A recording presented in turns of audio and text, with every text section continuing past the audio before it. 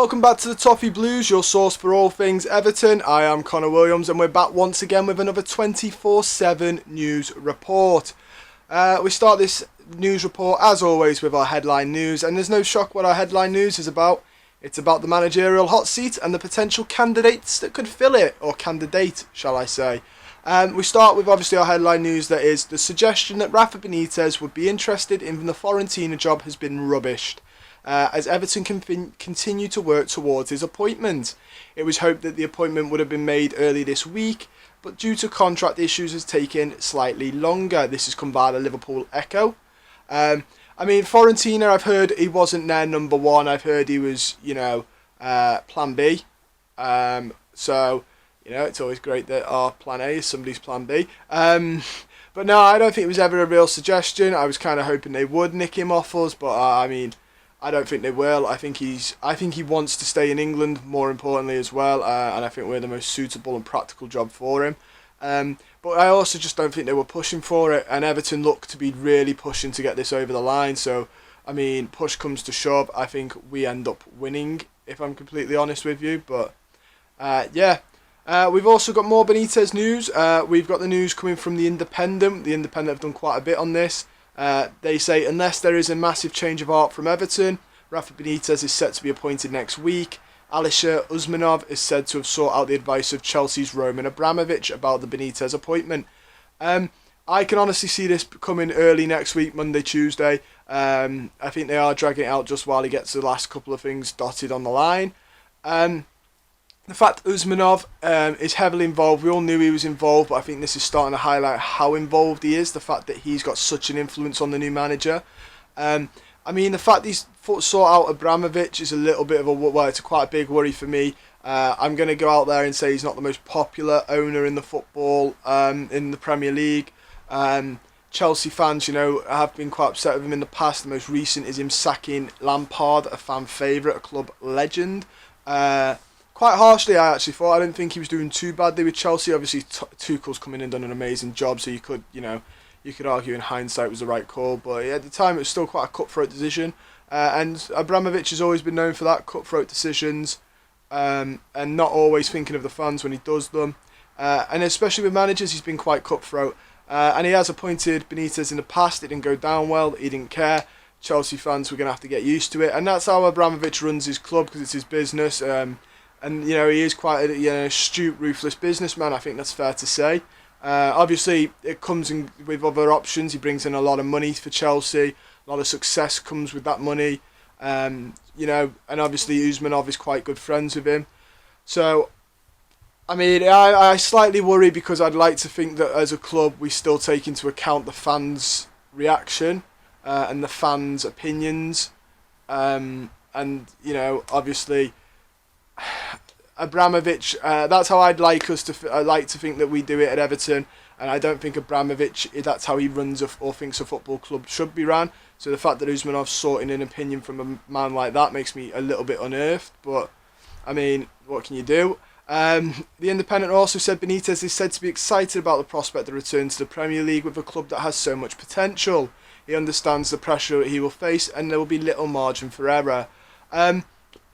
Excited, it's the most practical job for him. He's got family on the Wirral, he loves Liverpool. The only job that would be better for him would be the Liverpool job, and he's not getting that, so he's come to the next best thing in terms of practicality for the man. I'm well aware that he probably knows. I've always said this, he's not my number one, by the way, and I've made that very clear, but he looks set to happen. But from a non-biased point of view, because I knew he'd knew this, and I've said that he must know this. I think he will never win, just because the small margin for error is so small. I keep saying this, but it's a real possibility. First game of the season, Danny Ings slots one in, 90th or whatever. Saying how Southampton just completely beat us. Saying that's not even a last-minute goal. I'm just doing that because it's Everton, and I'd like to think that would be the only way to get a result. But they couldn't. They could end up beating us 2-0, whatever. Goodison Park absolutely erupts with boos, because at this point I'm assuming we might have full attendance, as Wimbledon's going to have full attendance, but we'll have to wait and see. But if there are fans back, which will only add to the pressure of Benitez, and I don't know if the club, if the 18 months has made them forget this, but it will add to the pressure. And once Goodison Park has decided, once the atmosphere at Goodison Park has changed to that negative atmosphere, we've seen it for a lot of managers. It's the curtain call, it's the bell ringing. We saw it with Marco Silva when the boos rung. The bell was rung, he was gone, done. And we've seen it with Koeman, and we've seen it with Martinez. Once Goodison Park turns on you and the faithful turn on you, your bells are rung. And this is a man that already has that bell ringing, the two opening defeats of the season, and that bell is being rung. So there's a lot of pressure for the man, but obviously he seems to think he's up for the job, and so do the board, and I think it's going to happen, unfortunately. I know a couple of you are happy about it. I know the majority of you aren't. But it looks to be the thing, I guess. The Independent also said that a close person to the situation said this is the greatest gamble in Merseyside history, football history. It'll either be a shambles or a huge success. There's no middle ground. Again, I agree with the Independent there and the source who said it. I think it's a massive gamble. I don't think it'll be a huge success. I think realistically, it'll either be somewhat successful. So he doesn't win anything, but we finish 12th, 13th, or it'll be an absolute failure. And I think 12th, and under certain managers, you could get away with, but under him, I think Everton fans will count that as an absolute abysmal, just because of who he is. What was the point in any of it, sort of thing. We'll have to wait and see. I do think it's a massive gamble by the club, and an unnecessary one. I think there were options out there you could have gone with that were safer. Even if they, because no manager guarantees success, even if they don't guarantee and they do the same, I think there's more margin for error, which Benitez has apparently said he knows a slim line for. I think with someone like a Galtier or a Potter, who I've seen being, people saying Potter, he's not won anything, or even a Nuno, who wasn't popular, but with Nuno, if you finish 13th, you could go, at 12, you could go, it's not great, but with Benitez, because of the unrest, I think there's so much more pressure that it has to go well, because people will just go all that unrest for nothing. And there has been a lot of fan unrest continuing. I will get onto that later on in the video. But next we have some transfer news for you, and some that might make a couple of you Everton fans happy. It is that Saudi Arabia team Al Hilal are to make a $10 million euros offer for Gylfi Sigurdsson. The source is Eric Una. We did put out a poll on the Toffee Blues. If you're not following the Toffee Blues, why aren't you following them? Go follow them. The polls are regular. They get called out in these videos all the time.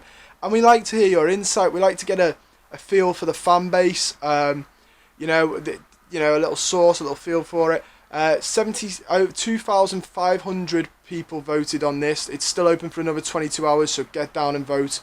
76% said sell. 24% said you keep Gylfi Sigurdsson. He's not my ideal midfielder. I think he's a bit slow now.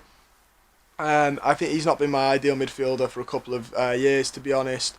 I think he has had a better season this season in parts, though.